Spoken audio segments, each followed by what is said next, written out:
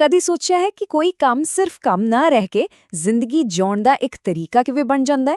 ਸਿੱਖ ਫਲਸਫੇ ਵਿੱਚ ਨਾ ਇਸ ਨੂੰ ਕਹਿੰਦੇ ਨੇ ਸੇਵਾ। ਚਲੋ ਅੱਜ ਆਪਾਂ ਇਸੇ ਬਹੁਤ ਹੀ ਖਾਸ ਸੰਕਲਪ ਨੂੰ ਥੋੜਾ ਖੋਲ ਕੇ ਸਮਝਦੇ ਹਾਂ।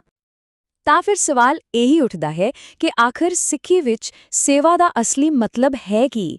ਕਿ ਇਹ ਸਿਰਫ ਕੋਈ ਚੰਗਾ ਕੰਮ ਕਰਨਾ ਜਾਂ ਦਾਨ ਪੁੰਨ ਕਰਨਾ ਹੈ, ਜਾਂ ਫਿਰ ਇਸ ਦੇ ਮਾਇਨੇ ਇਸ ਤੋਂ ਕਿਤੇ ਜ਼ਿਆਦਾ ਡੂੰਘੇ ਨੇ? ਆਓ ਇਸ ਨੂੰ ਸਮਝਣ ਲਈ ਬਿਲਕੁਲ ਸ਼ੁਰੂ ਤੋਂ ਸ਼ੁਰੂ ਕਰਦੇ ਹਾਂ। ਠੀਕ ਹੈ, ਤਾਂ ਸਭ ਤੋਂ ਪਹਿਲਾਂ ਸੇਵਾ ਇੱਕ ਜਾਣ ਪਹਿਚਾਣ। ਆਪਾਂ ਪਹਿਲਾਂ ਇਹ ਸਮਝਣ ਦੀ ਕੋਸ਼ਿਸ਼ ਕਰਦੇ ਹਾਂ ਕਿ ਸੇਵਾ ਸ਼ਬਦ ਦਾ ਅਸਲ ਮਤਲਬ ਕੀ ਹੈ ਅਤੇ ਕਿਹੜੇ ਸਿਧਾਂਤ ਨੇ ਜਿਹੜੇ ਇਸ ਨੂੰ ਸਿੱਖ ਜੀਵਨ ਜਾਚ ਦਾ ਇੰਨਾ ਜ਼ਰੂਰੀ ਹਿੱਸਾ ਬਣਾਉਂਦੇ ਨੇ। ਬਹੁਤ ਸਿੱਧੇ ਸ਼ਬਦਾਂ 'ਚ ਕਹੀਏ ਤਾਂ ਸੇਵਾ ਦਾ ਮਤਲਬ ਹੈ ਨਿਸ਼ਕਾਮ ਸੇਵਾ, ਯਾਨੀ ਕੋਈ ਵੀ ਅਜਿਹਾ ਕੰਮ ਕਰਨਾ ਜਿਸ ਦੇ ਬਦਲੇ ਵਿੱਚ ਕਿਸੇ ਤਾਰੀਫ, ਕਿਸੇ ਇਨਾਮ ਜਾਂ ਕਿਸੇ ਵੀ ਨਿੱਜੀ ਫਾਇਦੇ ਦੀ ਉਮੀਦ ਬਿਲਕੁਲ ਨਾ ਹੋਵੇ। ਇਹ ਸਿਰਫ ਕੋਈ ਚੰਗਾ ਕੰਮ ਨਹੀਂ, ਸਗੋਂ ਇੱਕ ਤਰ੍ਹਾਂ ਦਾ ਅਧਿਆਤਮਿਕ ਅਭਿਆਸ ਹੈ। ਇਸ ਨੂੰ ਇੰਜ ਸਮਝੋ ਜਿਵੇਂ ਇੱਕ ਮਾਂ ਆਪਣੇ ਬੱਚੇ ਦੀ ਦੇਖਭਾਲ ਕਰਦੀ ਹੈ, ਬਿਨਾਂ ਕਿਸੇ ਸਵਾਰਥ ਦੇ, ਸਿਰਫ ਤੇ ਸਿਰਫ ਪਿਆਰ ਤੇ ਆਪਣੇਪਨ ਦੀ ਭਾਵਨਾ ਨਾਲ। ਗੁਰਬਾਣੀ ਦਾ ਇਹ ਵਾਕ ਕਰਮ ਕਰਤਿਆ ਹੋਏ ਨਿਹਕਰਮ ਇਸੇ ਗੱਲ ਦੀ ਡੂੰਘਾਈ ਨੂੰ ਬੜੀ ਖੂਬਸੂਰਤੀ ਨਾਲ ਸਮਝਾਉਂਦਾ ਹੈ।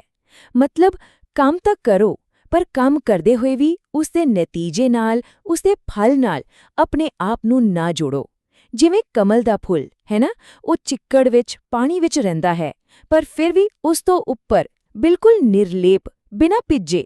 ਬਸ ਸੱਚੀ ਸੇਵਾ ਵੀ ਕੁਝ ਇਸੇ ਤਰ੍ਹਾਂ ਦੀ ਹੈ, ਜਿੱਥੇ ਕੰਮ ਤਾਂ ਪੂਰਾ ਹੁੰਦਾ ਹੈ, ਪਰ ਮੈਂ ਕੀਤਾ ਵਾਲਾ ਹੰਕਾਰ, ਉਹ ਭਾਵਨਾ ਮਨ 'ਚ ਆਉਂਦੀ ਹੀ ਨਹੀਂ। ਪਰ ਦੇਖੋ, ਸੇਵਾ ਸਿਰਫ ਇੱਕ ਸੋਚ ਜਾਂ ਖਿਆਲ ਨਹੀਂ ਹੈ, ਇਸ ਨੂੰ ਅਸਲ ਜ਼ਿੰਦਗੀ ਵਿੱਚ ਲਾਗੂ ਕਰਨ ਦਾ ਇੱਕ ਪੂਰਾ ਢਾਂਚਾ ਹੈ।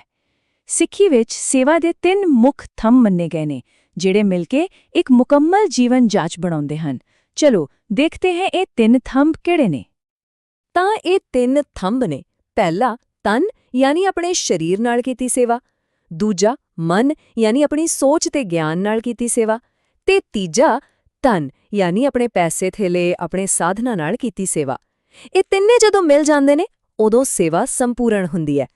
ਚਲੋ ਹੁਣ ਇੱਕ-ਇੱਕ ਕਰਕੇ ਇਹਨਾਂ ਨੂੰ ਥੋੜਾ ਹੋਰ ਡੂੰਘਾਈ 'ਚ ਸਮਝਦੇ ਹਾਂ।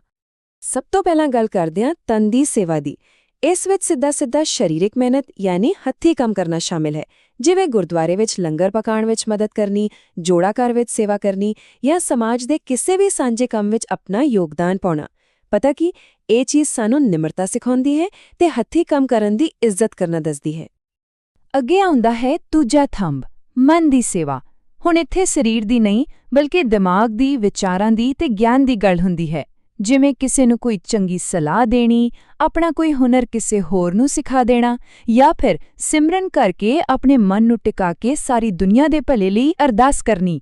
ਇਹ ਸਭ ਕੁਝ ਮਨ ਦੀ ਸੇਵਾ ਹੀ ਤਾਂ ਹੈ।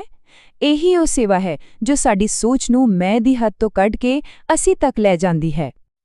ਤੇ ਫਿਰ ਆਉਂਦਾ ਤੀਜਾ ਤੇ ਆਖਰੀ ਥੰਮ, ਧਨ ਦੀ ਸੇਵਾ। ਇੱਥੇ ਦਸਵੰਧ ਦਾ ਸਿਧਾਂਤ ਲਾਗੂ ਹੁੰਦਾ ਹੈ, ਮਤਲਬ ਆਪਣੀ ਨੇਕ ਕਮਾਈ ਦਾ 10ਵਾਂ ਹਿੱਸਾ ਦੂਜਿਆਂ ਦੇ, ਸਮਾਜ ਦੇ ਭਲੇ ਲਈ ਵਰਤਣਾ। ਇਹ ਸਾਨੂੰ ਇੱਕ ਬਹੁਤ ਵੱਡੀ ਗੱਲ ਸਿਖਾਉਂਦਾ ਹੈ ਕਿ ਜੋ ਵੀ ਸਾਡੇ ਕੋਲ ਹੈ, ਉਹ ਸਿਰਫ ਸਾਡਾ ਨਹੀਂ ਹੈ, ਤੇ ਜਦੋਂ ਅਸੀਂ ਵੰਡ ਕੇ ਛਕਦੇ ਹਾਂ ਤਾਂ ਹੀ ਚੀਜ਼ਾਂ ਦੇ ਮੂੰਹ ਤੋਂ ਉੱਪਰ ਉੱਠ ਪਾਉਂਦੇ ਹਾਂ। ਖੈਰ, ਇਹ ਸਿਧਾਂਤ ਸਿਰਫ ਕਿਤਾਬੀ ਗੱਲਾਂ ਨਹੀਂ ਹਨ। ਸਿੱਖ ਇਤਿਹਾਸ ਦਾ ਅਜਿਹੀਆਂ ਮਿਸਾਲਾਂ ਨਾਲ ਭਰਿਆ ਪਿਆ ਹੈ, ਜਿੱਥੇ ਸੇਵਾ ਨੇ ਲੋਕਾਂ ਦੀਆਂ ਜ਼ਿੰਦਗੀਆਂ ਹੀ ਬਦਲ ਦਿੱਤੀਆਂ। ਚਲੋ ਇੱਕ ਅਜਿਹੀ ਹੀ ਬਹੁਤ ਦਿਲਚਸਪ ਕਹਾਣੀ ਸੁਣਦੇ ਹਾਂ। ਇਹ ਕਹਾਣੀ ਹੈ ਗੰਗਾ ਰਾਮ ਨਾਂ ਦੇ ਇੱਕ ਬ੍ਰਾਹਮਣ ਦੀ। ਇੱਕ ਅਜਿਹਾ ਇਨਸਾਨ ਜਿਸ ਦੀ ਜ਼ਿੰਦਗੀ ਸੇਵਾ ਦੇ ਸਹੀ ਮਤਲਬ ਨੂੰ ਸਮਝ ਕੇ ਪੂਰੀ ਤਰ੍ਹਾਂ ਬਦਲ ਗਈ ਸੀ। ਦੇਖੋ, ਗੰਗਾ ਰਾਮ ਕੋਈ ਮਾਮੂਲੀ ਬੰਦਾ ਨਹੀਂ ਸੀ। ਉਹ ਇੱਕ ਬਹੁਤ ਅਮੀਰ ਤੇ ਇੱਜ਼ਤਦਾਰ ਪੰਡਿਤ ਸੀ। ਪਰ ਇੱਕ ਦਿਨ ਜਦੋਂ ਉਹ ਗੁਰੂ ਅਰਜਨ ਦੇਵ ਜੀ ਦੇ ਦਰਬਾਰ ਵਿੱਚ ਪਹੁੰਚਿਆ ਤਾਂ ਉਸਨੇ ਇੱਕ ਅਜੀਬ ਨਜ਼ਾਰਾ ਦੇਖਿਆ। ਉਸਨੇ ਦੇਖਿਆ ਕਿ ਅੰਮ੍ਰਿਤਸਰ ਸਰੋਵਰ ਦੀ ਉਸਾਰੀ ਲਈ ਹਜ਼ਾਰਾਂ ਲੋਕ ਬਿਨਾਂ ਕਿਸੇ ਜਾਤ-ਪਾਤ, ਅਮੀਰ-ਗਰੀਬ ਦੇ ਭੇਦਭਾਵ ਦੇ ਮਿੱਟੀ ਢੋ ਰਹੇ ਸਨ, ਸੇਵਾ ਕਰ ਰਹੇ ਸਨ। ਬਸ ਉਹ ਨਜ਼ਾਰਾ ਦੇਖ ਕੇ ਨਾ ਉਸਦੇ ਅੰਦਰ ਕੁਝ ਟੁੱਟ ਗਿਆ, ਕੁਝ ਬਦਲ ਗਿਆ। ਉਸਨੂੰ ਸਮਝ ਆਇਆ ਕਿ ਅਸਲੀ ਅਮੀਰੀ ਪੈਸੇ ਵਿੱਚ ਨਹੀਂ, ਸਗੋਂ ਇਸ ਨਿਸ਼ਕਾਮ ਸੇਵਾ ਵਿੱਚ ਹੈ। ਤੇ ਉਸਨੇ ਉਸੇ ਵੇਲੇ ਫੈਸਲਾ ਕਰ ਲਿਆ ਕਿ ਉਹ ਆਪਣਾ ਸਭ ਕੁਝ ਛੱਡ ਦੇਵੇਗਾ। ਜਦੋਂ ਗੁਰੂ ਸਾਹਿਬ ਨੇ ਉਸ ਦੀ ਪਰਖ ਕਰਨ ਲਈ ਉਸਨੂੰ ਕਿਹਾ ਕਿ ਉਹ ਆਪਣੇ ਘਰ ਵਾਪਸ ਚਲਾ ਜਾਵੇ, ਤਾਂ ਗੰਗਾ ਰਾਮ ਦਾ ਜਵਾਬ ਸੁਣਨ ਵਾਲਾ ਸੀ। ਉਸਨੇ ਕਿਹਾ, ਮੇਰਾ ਅਸਲੀ ਤਨ, ਮੇਰਾ ਅਸਲੀ ਘਰ ਤਾਂ ਹੁਣ ਇਹੀ ਸੇਵਾ ਹੈ। ਤੇ ਉਸਨੇ ਸੱਚਮੁੱਚ ਆਪਣੀ ਸਾਰੀ ਜ਼ਿੰਦਗੀ ਉੱਥੇ ਸੇਵਾ ਕਰਦਿਆਂ ਹੀ ਗੁਜ਼ਾਰ ਦਿੱਤੀ। ਪਤਾ, ਇਸੇ ਨਿਮਰਤਾ ਭਰੇ ਕੰਮ ਨੇ, ਮਿੱਟੀ ਢੋਣ ਨੇ ਉਸਨੂੰ ਉਹ ਅਧਿਆਤਮਿਕ ਗਿਆਨ ਦਿੱਤਾ ਜੋ ਵੱਡੇ-ਵੱਡੇ ਗ੍ਰੰਥ ਪੜ੍ਹ ਕੇ ਵੀ ਨਹੀਂ ਮਿਲਦਾ। ਸੋ ਇਹ ਕਹਾਣੀ ਦੱਸਦੀ ਹੈ ਕਿ ਸੇਵਾ ਸਿਰਫ ਕੋਈ ਕੰਮ ਨਹੀਂ, ਇਹ ਤਾਂ ਇੱਕ ਪੂਰਾ ਬਦਲਾਅ ਹੈ, ਇੱਕ ਟਰਾਂਸਫੋਰਮੇਸ਼ਨ ਹੈ। ਤਾਂ ਫਿਰ ਸਵਾਲ ਇਹ ਹੈ ਕਿ ਤਨ, ਮਨ ਤੇ ਤਨ ਨਾਲ ਕੀਤੀ ਇਸ ਸੇਵਾ ਦਾ ਆਖਰੀ ਮਕਸਦ ਕੀ ਹੈ? ਕੀ ਇਹ ਸਿਰਫ ਦੂਜਿਆਂ ਦੀ ਮਦਦ ਕਰਨਾ ਹੀ ਹੈ? ਨਹੀਂ, ਬਿਲਕੁਲ ਨਹੀਂ। ਇਸ ਦਾ ਅਸਲ ਮਕਸਦ ਇਸ ਤੋਂ ਕਿਤੇ ਜ਼ਿਆਦਾ ਡੂੰਘਾ ਤੇ ਕਿਤੇ ਜ਼ਿਆਦਾ ਨਿੱਜੀ ਹੈ। ਇਹ ਵਿਚਾਰ ਇਸ ਲਿਖਤ ਵਿੱਚ ਬਹੁਤ ਸੋਹਣੇ ਢੰਗ ਨਾਲ ਸਮਝਾਇਆ ਗਿਆ ਹੈ। ਕਿਹਾ ਗਿਆ ਹੈ ਕਿ ਇੱਕ ਸੱਚਾ ਸੇਵਕ ਕਦੀ ਵੀ ਆਪਣੇ ਲਈ ਕੁਝ ਨਹੀਂ ਮੰਗਦਾ, ਨਾ ਦੁਨਿਆਵੀ ਸੁੱਖ ਤੇ ਨਾ ਹੀ ਸਵਰਗ ਜਾਂ ਮੁਕਤੀ ਦੀ ਇੱਛਾ। ਉਹ ਤਾਂ ਇੰਨਾ ਉੱਚਾ ਉੱਠ ਜਾਂਦਾ ਹੈ ਕਿ ਉਸ ਨੂੰ ਮੌਤ ਦਾ ਡਰ ਵੀ ਨਹੀਂ ਰਹਿੰਦਾ। ਅਸਲ ਵਿੱਚ ਸੇਵਾ ਦਾ ਸਭ ਤੋਂ ਵੱਡਾ ਮਕਸਦ ਹੀ ਇਹੀ ਹੈ, ਆਪਣੀਆਂ ਇੱਛਾਵਾਂ ਤੋਂ ਆਜ਼ਾਦ ਹੋ ਜਾਣਾ। ਤੇ ਇੱਥੇ ਆਪਾਂ ਪਹੁੰਚਦੇ ਹਾਂ ਸੇਵਾ ਦੇ ਅਸਲ ਮਕਸਦ ਤੇ। ਦੇਖੋ, ਸਿੱਖ ਫਲਸਫੇ ਮੁਤਾਬਿਕ ਸਾਡੇ ਸਾਰੇ ਦੁੱਖਾਂ ਦੀ ਜੜ ਹੈ ਹਉਮੈ, ਯਾਨੀ ਮੈਂ, ਸਾਡਾ ਹੰਕਾਰ। ਇਹੀ ਹਉਮੈ ਹੈ ਜੋ ਸਾਡੇ ਆਲੇ-ਦੁਆਲੇ ਕੰਧਾ ਖੜੀ ਕਰਦੀ ਹੈ, ਸਾਨੂੰ ਸਿਰਫ ਆਪਣੇ ਬਾਰੇ ਸੋਚਣ ਲਈ ਮਜਬੂਰ ਕਰਦੀ ਹੈ। ਤੇ ਸੇਵਾ ਉਹ ਹਥੌੜਾ ਹੈ ਜੋ ਇਸ ਹਉਮੈ ਦੀ ਕੰਧ ਨੂੰ ਤੋੜਦਾ ਹੈ। ਇਹ ਸਾਨੂੰ ਮੈਂ ਦੀ ਕੈਦ ਚੋਂ ਕੱਢ ਕੇ ਤੂੰ ਤੇ ਫਿਰ ਸਰਬਤ, ਯਾਨੀ ਸਾਰਿਆਂ ਨਾਲ ਜੋੜਦੀ ਹੈ। ਤਾਂ ਫਿਰ ਅਸਲ ਮਕਸਦ ਦੁਨੀਆ ਨੂੰ ਬਦਲਣਾ ਨਹੀਂ, ਸਗੋਂ ਸੇਵਾ ਰਾਹੀਂ ਪਹਿਲਾਂ ਖੁਦ ਨੂੰ ਬਦਲਣਾ ਹੈ, ਆਪਣੀ ਹਉਮੈ ਤੇ ਜਿੱਤ ਪਾਣੀ ਹੈ।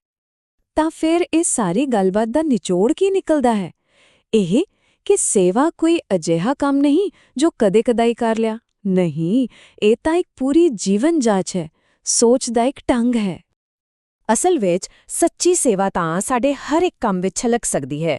ਜਿਵੇਂ ਆਪਣਾ ਕੰਮ ਪੂਰੇ ਇਮਾਨਦਾਰੀ ਨਾਲ ਕਰਨਾ, ਇਹ ਵੀ ਇੱਕ ਸੇਵਾ ਹੈ। ਕਿਸੇ ਨਾਲ ਪਿਆਰ ਨਾਲ, ਨਿਮਰਤਾ ਨਾਲ ਗੱਲ ਕਰਨੀ, ਇਹ ਵੀ ਸੇਵਾ ਹੈ। ਤੇ ਜੋ ਵੀ ਸਾਡੇ ਕੋਲ ਹੈ ਉਸ ਲਈ ਸ਼ੁਕਰਗੁਜ਼ਾਰ ਹੋਣਾ, ਇਹ ਵੀ ਸੇਵਾ ਹੀ ਹੈ। ਸੋ ਇਹ ਕੋਈ ਵੱਖਰਾ ਕੰਮ ਨਹੀਂ, ਬਲਕਿ ਹਰ ਪਲ ਨੂੰ, ਹਰ ਕੰਮ ਨੂੰ ਨਿਮਰਤਾ ਤੇ ਸ਼ੁਕਰਾਨੇ ਦੀ ਭਾਵਨਾ ਨਾਲ ਕਰਨ ਦਾ ਨਾਮ ਹੈ। ਤੇ ਇਹ ਸਾਰੀ ਗੱਲ ਸਾਨੂੰ ਇੱਕ ਬਹੁਤ ਜ਼ਰੂਰੀ ਸਵਾਲ ਤੇ ਲੈ ਕੇ ਛੱਡਦੀ ਹੈ। ਅੱਜ ਦੀ ਇਸ ਤੇਜ਼ ਰਫ਼ਤਾਰ ਜ਼ਿੰਦਗੀ ਵਿੱਚ ਆਪਾਂ ਸੇਵਾ ਦੇ ਇਸ ਡੂੰਘੇ ਮਤਲਬ ਨੂੰ ਆਪਣੀ ਰੋਜ਼ਾਨਾ ਦੀ ਜ਼ਿੰਦਗੀ ਵਿੱਚ ਕਿਵੇਂ ਸ਼ਾਮਿਲ ਕਰ ਸਕਦੇ ਹਾਂ?